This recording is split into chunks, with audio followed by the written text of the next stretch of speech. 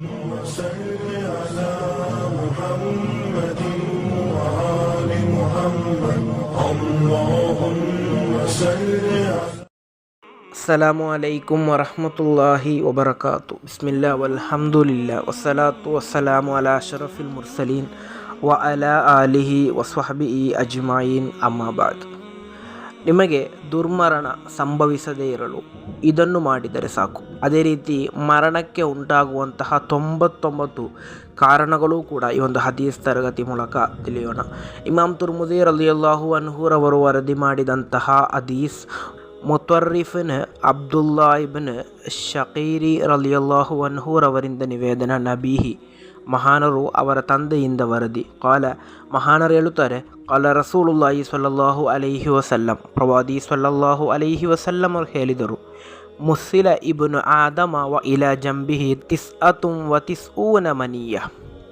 ಮನುಷ್ಯನನ್ನು ಸೃಷ್ಟಿಸುವಂತಹ ಸಂದರ್ಭದಲ್ಲಿ ಪ್ರತಿಯೊಬ್ಬ ಮನುಷ್ಯನಿಗೂ ಕೂಡ ಮರಣಕ್ಕೆ ಇರುವಂತಹ 99 ಕಾರಣಗಳನ್ನು ಕೂಡ ಅಲ್ಲಾಹನು ಸೃಷ್ಟಿಸಿದ್ದಾನೆ. 99 ಹೇಳುವಾಗ ಅದು ಕೃತ್ಯವಾಗಿ 99 ಅಂತ ಅಲ್ಲ. ವಿದ್ವಾಂಸರು ಈ ಹದೀಸಿನ ವ್ಯಾಖ್ಯಾನದಲ್ಲಿ ಹೇಳ್ತಾರೆ, 99 ಅಂದರೆ ಅಷ್ಟಕ್ಕೂ ಕಾರಣಗಳಿದೆ, ಅಂದರೆ ಕಾರಣಗಳು ಜಾಸ್ತಿಯಾಗಿದೆ ಮನುಷ್ಯನು ಮರಣ ಹೊಂದಲು ಎಂದು.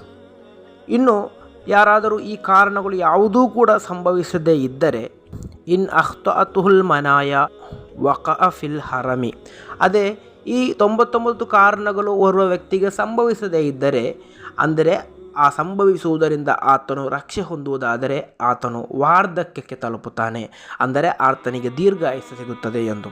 ಇಲ್ಲಿ ಪ್ರವಾದಿ ಸ್ವಲ್ಲಲ್ಲಾಹು ಅಲೈಹಿ ವಸಲ್ಲಮರು ಮನುಷ್ಯರೊಂದಿಗೆ ಹೇಳುವುದೇನೆಂದರೆ, ನೀವು ಪ್ರತಿಯೊಬ್ಬರೂ ಕೂಡ ಮರಣ ಹೊಂದಲು ಅದೆಷ್ಟೋ ಕಾರಣಗಳಿದೆ, ಅಂದರೆ ದುರ್ಮರಣಗಳು ಸಂಭವಿಸಲು ಸಾಧ್ಯತೆ ಇದೆ. ಆ ದುರ್ಮರಣಕ್ಕೆ ಅದೆಷ್ಟೋ ಕಾರಣಗಳು ಇದೆ.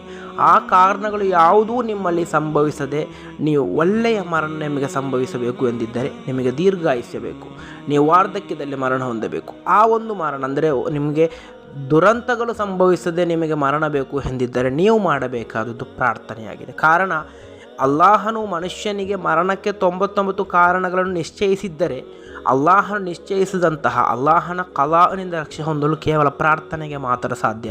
ಆದ್ದರಿಂದ ದುರ್ಮರಣ ಸಂಭವಿಸದೇ ಇರಲು ನೀವು ಪ್ರಾರ್ಥನೆ ಮಾಡಿ.